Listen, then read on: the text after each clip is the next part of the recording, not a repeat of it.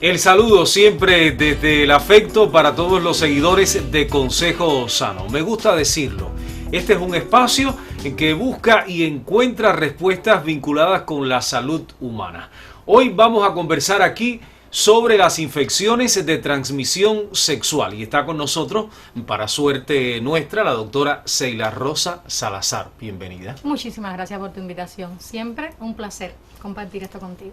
Doctora, por mucho tiempo se identificaba, pues, digamos que acudiendo al término como enfermedades de transmisión sexual. Así mismo. Y después, pues, pasó de enfermedades a infecciones de transmisión sexual. ¿Hubo un avance desde el punto de vista técnico de las maneras de identificarlas? De hecho, en sus primeros inicios, cuando empezó a aparecer la primera enfermedad de transmisión sexual, háblese en las primeras décadas de inicio, ya estábamos hablando entonces de enfermedades asociadas a un factor. Quiere decir, no teníamos identificado realmente el virus o el germen causal, pero sí sabíamos que generaba un grupo de síntomas y signos que entonces lo enmarcaban en el término enfermedad. Ya a la hora de tener ya un avance en la tecnología, un avance en la ciencia que nos ayuda a identificar de forma oportuna y rápida el virus o el germen que causa dicha enfermedad, entonces ya entra dentro de las primeras clasificaciones como infecciosa, porque realmente cumple con todo lo que está establecido para clasificar una enfermedad de tipo infecciosa. Quiere decir que es infecto contagiosa, se transmite con facilidad y además de eso necesita solamente un huésped que sea el portador y otro que sea el que lo reciba. Entonces, se señalan las infecciones de transmisión sexual como aquellas que surgen a partir de un intercambio sexual. Exactamente. Entre humanos. Así mismo es. O entre humanos y animales. Y animales. Exactamente. Ya cuando aparece el primer portador o la primera persona infestada, que a través, por supuesto, de una relación sexual es capaz de infectar a esa persona a través de una relación sexual, entra entonces dentro del término de enfermedades de transmisión sexual o una infección de transmisión sexual. Después vamos a conversar algunos minutos acerca de lo que llamamos relaciones sexuales, ¿verdad? Exacto. Porque hay muchas maneras de interpretar el término. Las infecciones de transmisión sexual, doctora, han ido en el tiempo disminuyendo o han ido creciendo en número, incluso en un sector más que en otro. ¿Cómo lo ve las ciencias médicas ahora mismo? En los inicios, cuando empezó a aparecer por las primeras enfermedades de transmisión sexual, veíamos que incluso la podíamos englobar en un grupo etario específico, incluyo en el género específico, en edades determinadas y en un ciclo de tiempo. Es decir, podíamos manejarlo de esa manera. Ya hoy en día, a pesar de que tenemos avances en la tecnología y en la ciencia que nos ayuda de forma oportuna a diagnosticar la enfermedad, ha ido en ascenso la aparición de las enfermedades de transmisión sexual, asociados quizás a las edades en que va apareciendo con más frecuencia hoy las enfermedades de transmisión sexual. Antes las veíamos en edades comprendidas entre los 20, 30, 40 y a veces en las personas adultas mayores, las personas adultas jóvenes. Ya hoy en día se ve con más presencia en las edades adolescentes, en las edades pediátricas, que son enfermedades de transmisión sexual asociadas, por supuesto, a la educación sexual o a las relaciones sexuales de forma precoz. Entonces, obviamente va apareciendo con más frecuencia grupos de enfermedades que no se veían con con algo significativo en las edades del adolescente, sino que ya hoy en el adolescente estamos viendo enfermedades que veíamos cuando veíamos un adulto. Ya hoy en los adolescentes mostramos este tipo de diagnósticos con mucho más precoz, quiere decir mucho más temprano y por supuesto con muchas más complicaciones. Quiere decir que hoy en día está aumentando mucho más el número de enfermedades de transmisión sexual a pesar de que se diagnostican de forma más oportuna, pero siguen apareciendo números mucho elevados. ¿Se esperan en los próximos tiempos nuevas infecciones de transmisión sexual o ya queda cerrada la posibilidad de que puedan aparecer otras? ¿Cómo no? Estas mismas infecciones que en su tiempo, como las conocíamos como la sífilis, el condiloma, la gonorrea o las enfermedades de tipo de vaginosis bacterianas como la Gardnerella, como la Cándida, que también las conocíamos sin llegar a la ITS, lo que es la enfermedad de transmisión sexual más conocemos, que es el VIH o el síndrome de inmunodeficiencia adquirida. Estas enfermedades de cierta manera se han ido en el tiempo mutando, como todos los virus mutan y por supuesto crean nuevas formas de presentación con una resistencia mucho más al tratamiento, y por supuesto ya no estamos viendo el mismo virus. Quiere decir que todos los años vamos a ver estos virus mutar, estos tipos de infecciones cambiar, y con el tiempo pueden aparecer otras enfermedades de transmisión sexual o estas mismas, pero por supuesto con cambios en su germen, en la forma genética, en la forma de presentación de síntomas, incluso en la forma de transmisión. De acuerdo a las experiencias médicas, las experiencias clínicas suyas, doctora, de sus colegas, de Artemisa, del país, en general, ¿cuáles son las ITS más frecuentes? Antes hablábamos con que hoy Cuba goza de ser uno de los países que tiene libre la transmisión fetal materna del VIH o de las enfermedades de sífilis o las enfermedades de tipo virus de hepatitis C. Ya hoy gozamos de que eso no suceda así, pero siguen siendo las infecciones como la sífilis, la gonorrea, el condiloma y el VIH las enfermedades con más frecuencia, a pesar de que vemos algo tan cómodo como la vaginosis bacteriana en nuestras embarazadas, ahora el control prenatal, o en las mujeres estas un poco más cuidadosas o responsables con el tema de la primera aparición del síndrome de flujo vaginal. Pero con más frecuencia vemos hoy en las consultas la sífilis, la gonorrea, el condiloma y el HPV o virus de papiloma humano. En el caso del grupo de las embarazadas vamos a detenernos más adelante, doctora, porque estamos hablando de una vida que está engendrando otra vida y vamos a ver las complicaciones que puede traer pues para una embarazada y para el bebé que está por nacer. Así mismo es. Ahora le pregunto, dentro del gran grupo de las infecciones de transmisión sexual, ¿hay divisiones? ¿Hay maneras de identificar estas son curables? Estas no lo son. ¿Cómo no? Estas llegan a la sangre definitivamente para siempre. ¿Cómo se clasifica? A ver, de un principio nosotros lo que sí tenemos que tener claro es que a la hora de diagnosticar la enfermedad de transmisión sexual siempre es bueno aclarar que todas las enfermedades de transmisión sexual tienen un determinado tiempo para ser diagnosticada, un determinado tiempo para ser tratada y por supuesto evitar las complicaciones, todas las enfermedades de transmisión sexual, porque a veces pensamos que unas son más suaves, con menos complicadas que las otras, menos peligrosas que las otras, pero al final todas cumplen con el requisito de peligrosidad si no se cumplen los 3 protocolos de inicio: tratada a tiempo, diagnosticada a tiempo, tratada a tiempo y evitando la complicación a tiempo. Si esto sucede, no pasa nada con ninguna de nuestras enfermedades, todas son curables, menos el VIH, que hasta ahora no tenemos cura, pero sí podemos evitar que tenga mejor calidad de vida a través de un buen tratamiento, un buen cumplimiento y por supuesto un buen control de estilos y modos de vida, pero todas son curables. Algunas dejan secuelas, otras pueden dejar de cierta manera una complicación asociada, en el caso de la mujer, a la infertilidad, o en el caso del hombre también a la infertilidad, o lesiones propiamente viscerales en el hombre y la mujer, pero todas al final tienen una resolución total. Pero por supuesto eso depende, de primero del individuo y segundo la adquisición del tratamiento. Claro que el hecho de que sean curables no quiere decir que vuelvan, digamos, al organismo en caso de irresponsabilidades en la protección de la sexualidad. Por eso es que siempre hay que primero explicarles a nuestros pacientes que a la hora de enfrentarse al diagnóstico de una enfermedad de transmisión sexual, ellos son los máximos responsables de haber adquirido la enfermedad y serían los máximos responsables de volver a recaer. Porque obviamente te dan todas las herramientas y todos los mecanismos necesarios para que usted no vuelva a recaer o para que usted nunca sufra una enfermedad de transmisión sexual. Hacemos el corte, doctora, que usted conoce que es necesario en este momento del programa y regresamos en breve. Conversamos hoy con la doctora Seila acerca de las infecciones de transmisión sexual.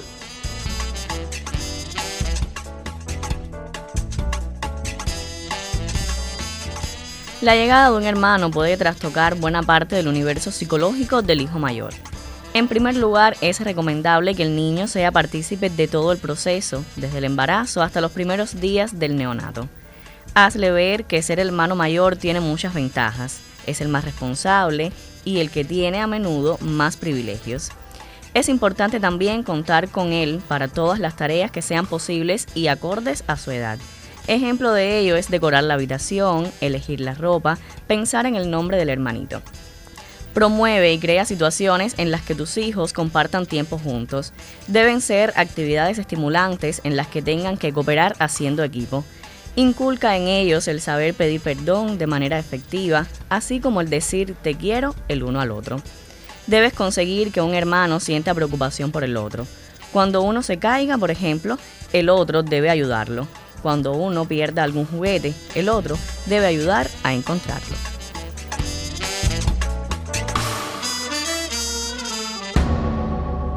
Estamos aquí, mantenemos el propósito de dialogar con la doctora Seila acerca de las infecciones de transmisión sexual. Doctora, es preciso detenernos en la sintomatología, Así mismo ¿verdad? es. Porque son las alertas, son los signos que indican que algo no está bien, no está funcionando bien. ¿Son similares los síntomas en la mayoría de las ITS?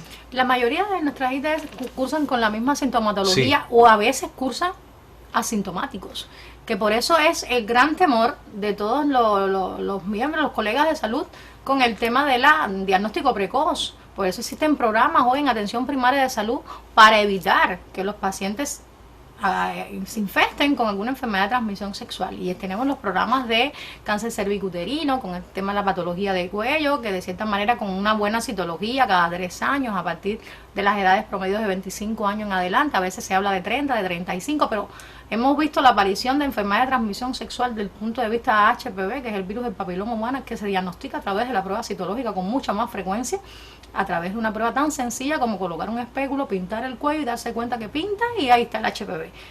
Pero sí existen síntomas. Sí existen síntomas. ¿Cómo cuáles, doctora? Tenemos los síntomas más comunes que vemos en la mujer, porque, a ver, el hombre y la mujer presentan síntomas de formas diferentes. La mujer quizás en sus inicios, ya estamos hablando del síndrome de flujo vaginal, es una secreción que puede o no estar frecuente, con cambios en la coloración, cambios en el olor, en la forma en la que se presente el flujo vaginal, y por supuesto asociados a adenopatías, que son estas glándulas que aumentan de volumen, que de cierta manera son dolorosas en muchas ocasiones, que pueden aparecer a nivel del cuello, en la cara posterior, ahí a nivel de la cervical, en la región de las axilas o en la región inguinal, muy frecuentes que se ven. Estamos hablando de la fiebre, que también es un signo patognomónico de las enfermedades ITS, también como otras enfermedades virales que también responden al mecanismo de defensa de nuestro cuerpo. Háblese en ocasiones de la faringoamigdalitis, que lo hacen también con mucha frecuencia a los pacientes, con lesiones a nivel de la faringe, a nivel de las cuerdas vocales, incluso de las amígdalas.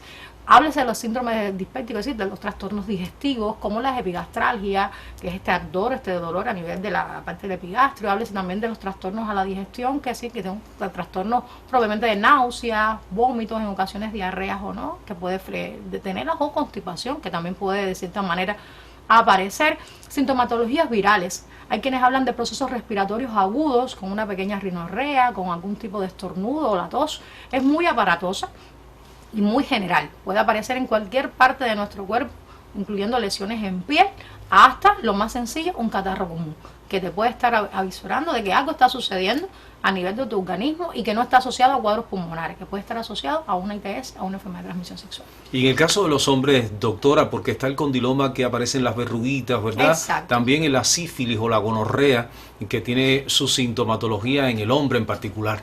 La situación con los hombres se vuelve mucho más compleja en el diagnóstico. Sí. Asociado desde el punto de vista, vamos a hablar del género, que el hombre es, por el punto de vista de género, le cuesta mucho trabajo llegarse al médico de familia de forma oportuna. Entonces ya cuando llega con una sintomatología ya agravada, con complicaciones. Háblese del chancro sifílico, que es la complicación más severa que tiene la sífilis en el caso de los hombres.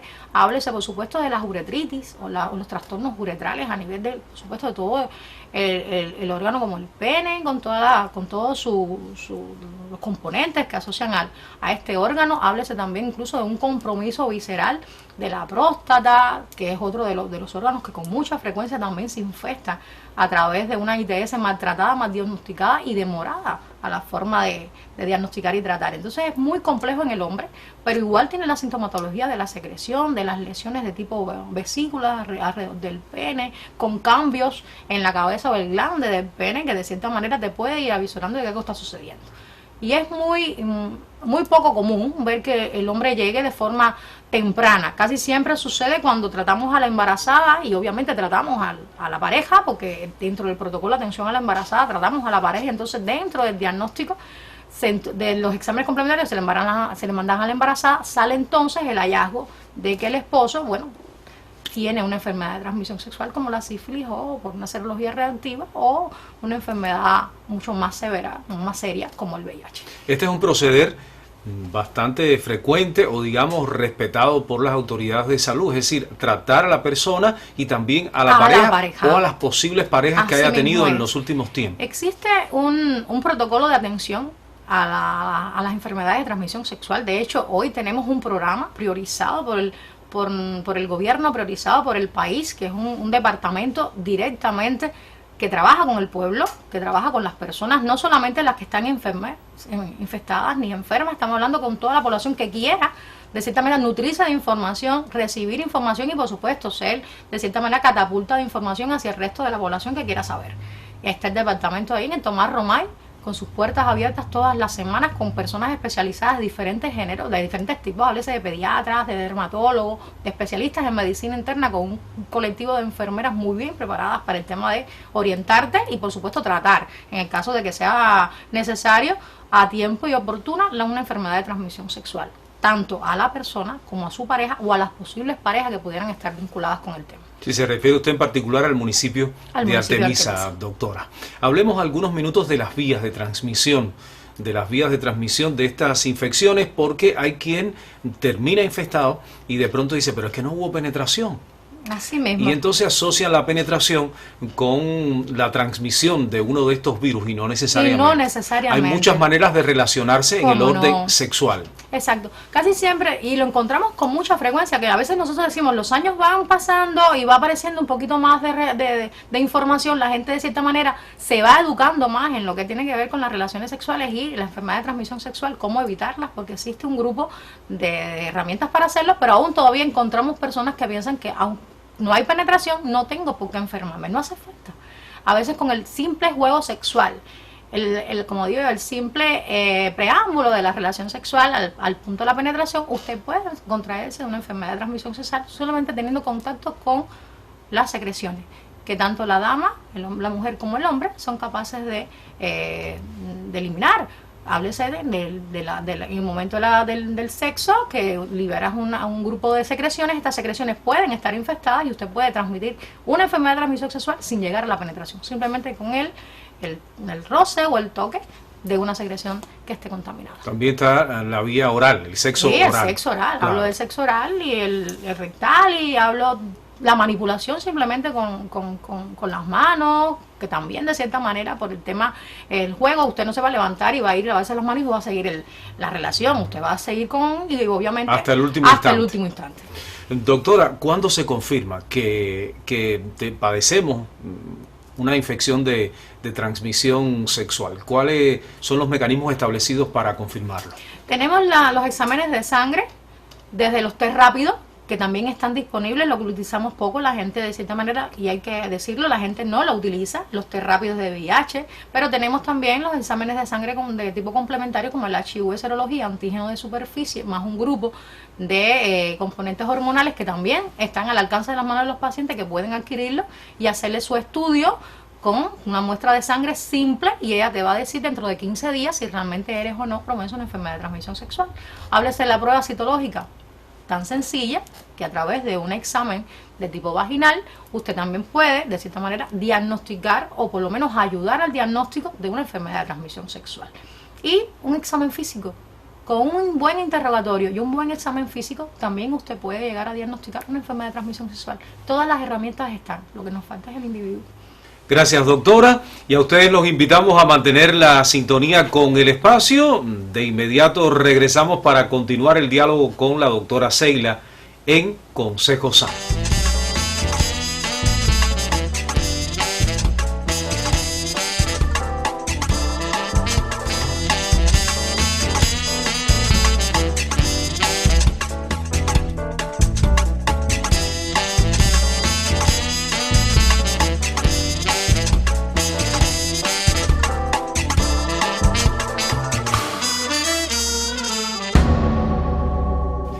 Y es tiempo de regresar. Aprovechemos estos minutos que restan en el tercer segmento, doctora.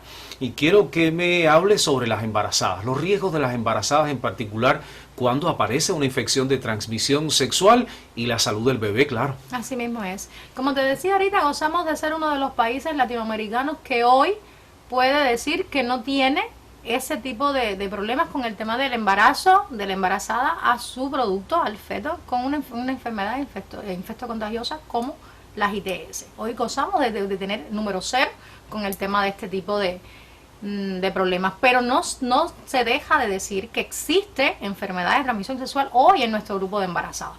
Háblese de lo más sencillo como las vaginosis bacterianas, como la Gardnerella y como la clamidia, que de cierta manera hoy compite contra el embarazo de prematuro, contra el parto de riesgo de prematuridad o pretérmino, y además de eso del RSU o el bajo peso al nacer. Se compromete mucho este tipo de enfermedades con este tipo de problema de salud en el embarazo. Ya cuando diagnosticamos una embarazada a través de los protocolos de atención en la atención primaria de salud, en las primeras consultas de captación y después, por supuesto, en todos los trimestres de embarazo en que se va a estar atendiendo la gestante, tiene 3 momentos en toda la captación para poder diagnosticar a tiempo una enfermedad de transmisión sexual. Háblese del HIV, serología, antígeno de superficie que se le hace en los 3 trimestres de embarazo para evitar que en algún momento de los 3 trimestres pueda aparecer una enfermedad de transmisión sexual. Y no solamente a ella, se le hace a ella y a su pareja, ¿vale? El padre del producto que en estos momentos está gestando. Pero además de eso, existen exámenes complementarios como el exudado vaginal o exudado endocervical, que también se le realiza a la gestante cada vez que sea necesario. Porque a veces pensamos, bueno, en los 3 trimestres de embarazo, pero si en primeros de inicio ya usted diagnostica un síndrome de flujo vaginal, usted tiene todo el momento de la gestación para ir realizando exudados vaginales a repetición, para ir viendo si realmente la gestante desaparece o no este tipo de síndrome de flujo vaginal, que lleva un protocolo de atención con una atención especializada a través del ginecólogo, que nos ayuda muchísimo en eso.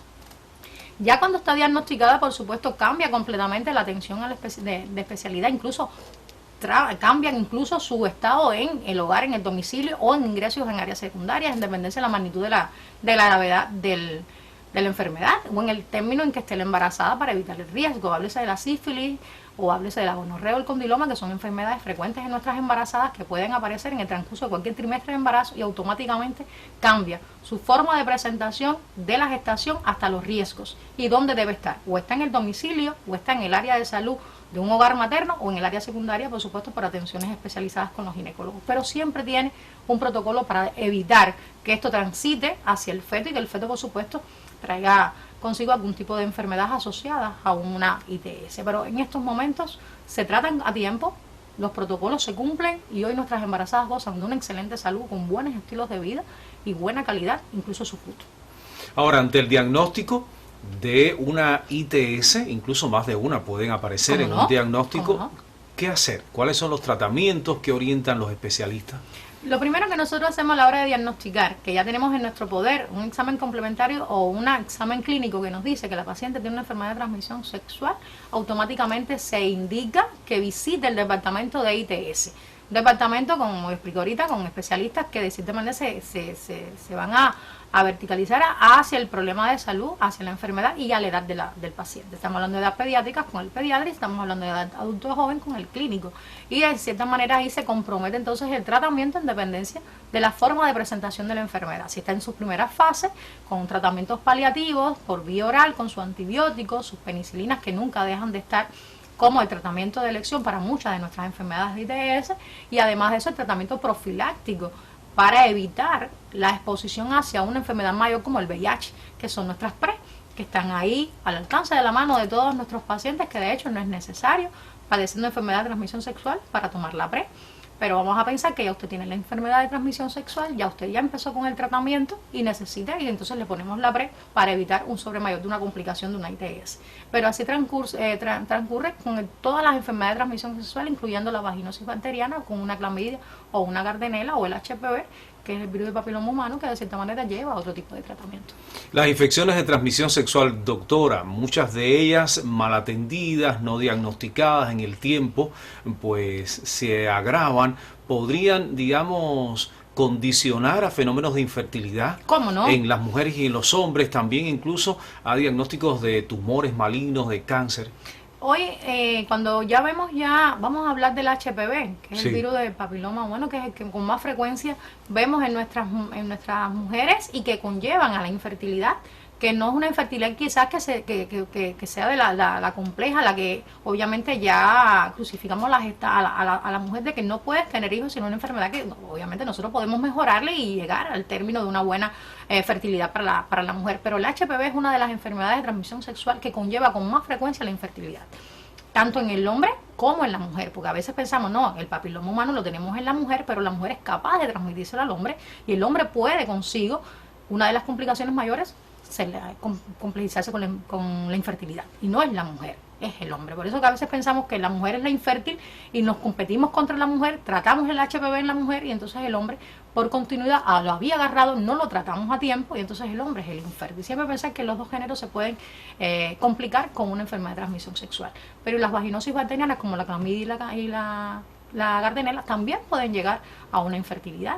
Entonces son enfermedades que a tiempo pueden evitar una complicación tan más grande como se ha visto hoy en día, que es una de las complicaciones más frecuentes que vemos, es la infertilidad, porque el cáncer podemos evaluarlo, pero de cierta manera nos da la posibilidad de poder tomarlo a tiempo y trabajar a tiempo con la paciente en patología de cuello, en el caso del hombre con la próstata, en el trabajo con el urólogo, con el proctólogo, y podemos trabajar a tiempo con ellos y de cierta manera se corre menos el riesgo. Pero la infertilidad es una de las complicaciones más severas que hoy tenemos en nuestro grupo de individuos con enfermedad de transmisión sexual.